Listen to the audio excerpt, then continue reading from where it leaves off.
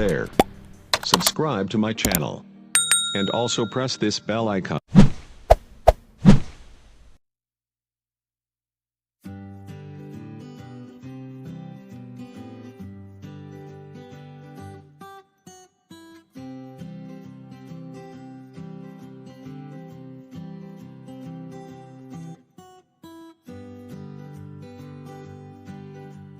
Assalamualaikum warahmatullahi wabarakatuh. Pada kesempatan kali ini saya akan menjelaskan mengenai struktur organisasi bimbingan dan konseling di sekolah. Nah, seperti ini. Nah, tentunya dalam pelaksanaan bimbingan konseling di sekolah itu harus didasarkan pada suatu struktur organisasi yang mengatur pengorganisasian di dalamnya agar bimbingan konseling ini dapat berjalan baik di sekolah.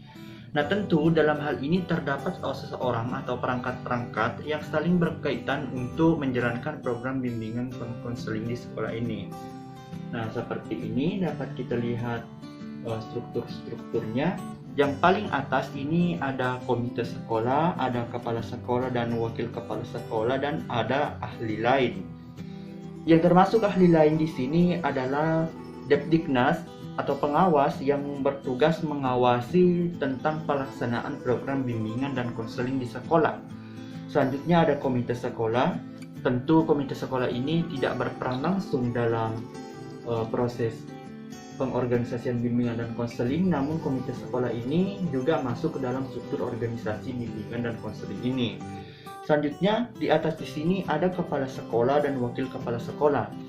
Kepala sekolah di sini merupakan suatu seseorang yang bertugas dalam menjalankan kebijakan-kebijakan di sekolah tertentu. Dan jika dikaitkan dengan bimbingan dan konseling, kepala sekolah ini bertujuan untuk meningkatkan kebijakan-kebijakan yang terkait dengan program bimbingan dan konseling. Selanjutnya ada tata usaha. Tata usaha di sini membantu kepala sekolah dalam merumuskan kebijakan-kebijakan. Tata usahalah yang mentranskripkan atau yang contohnya kayak alat tulis komputer, surat menyurat. Nah, itulah bagian dari tata usaha. Kemudian yang ketiga di sini ada wali kelas, kemudian koordinator BK, guru BK, dan guru mata pelajaran. Bisa dilihat tabelnya ini mengarah kepada yang namanya siswa. Jadi wali kelas, koordinator guru BK, dan guru mata pelajaran ini semua sasarannya itu mengarah kepada yang namanya siswa. Hanya saja cara mereka mengambil informasi itu berbeda-beda.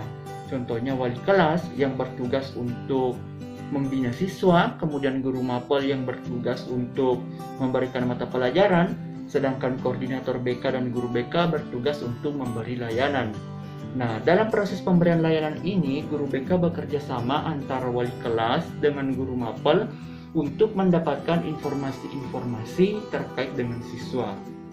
Contoh, guru BK ingin mengetahui tentang biodata siswa, maka guru BK harus bertanya kepada wali kelas. Kemudian, guru BK ingin mengetahui bagaimana sih perkembangan siswa, bagaimana ia di kelas, maka tentu harus bertanya kepada guru mata pelajaran. Jadi di sini guru BK bekerja sama antara wali kelas dan guru mata pelajaran, dan sasarannya ini kepada siswa dalam melaksanakan program layanan bimbingan dan konseling yang dilihat dari kepala sekolah yang diawasi oleh Depdiknas dan dibantu bersama dengan tata usaha. Seperti itu.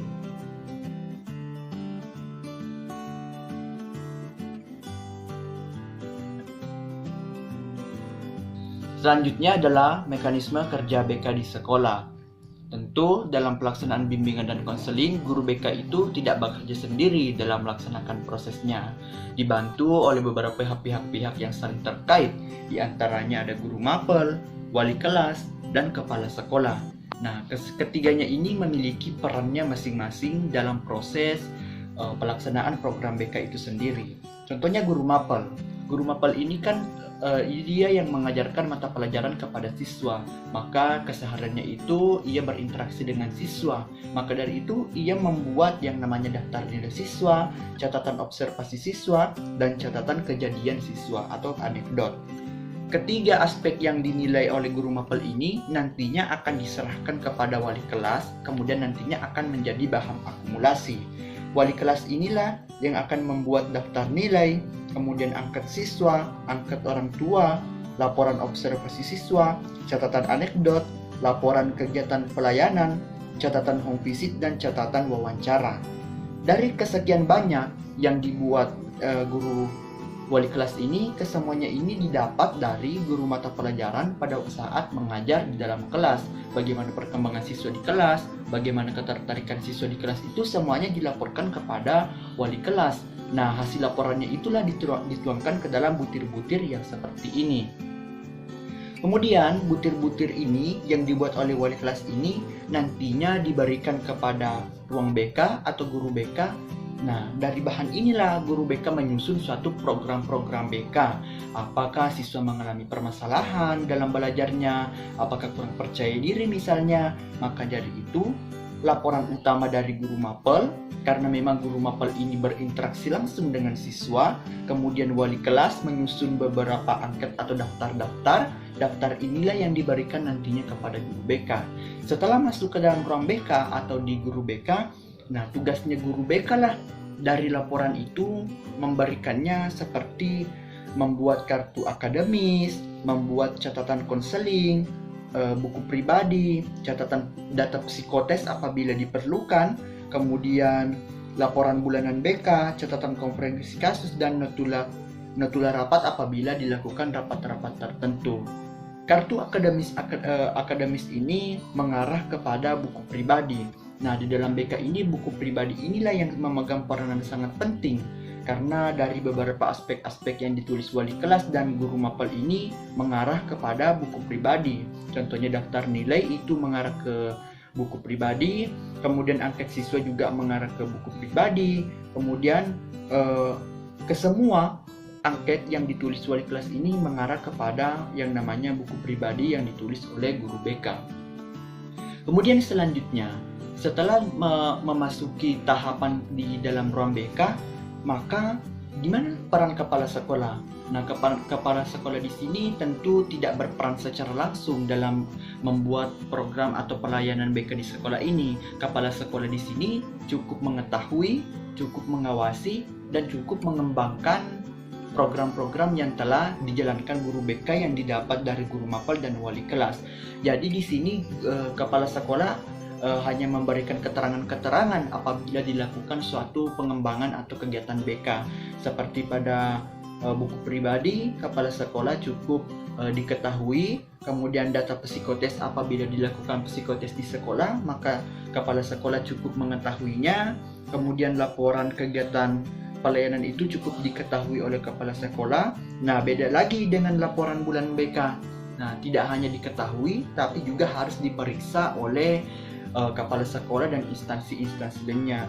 Diperiksa apakah laporan bulanan BK ini memiliki perkembangan, atau apakah BK ini berjalan secara efisien, maka itu harus diketahui dan diperiksa. Selanjutnya ada catatan konferensi kasus, ini cukup diketahui. Kemudian ada notula rapat yang harus juga diperiksa. Nah, seperti inilah kerja BK di sekolah. Jadi BK itu tidak hanya berfokus kepada guru BK saja, tetapi guru BK dalam menjalankan, dalam merumuskan suatu program layanan itu dibantu atau berkolaborasi dengan cara mendapatkan data-data dari guru mapel, dari wali kelas, dan dibantu atau diketahui oleh kepala sekolah. Seperti itu.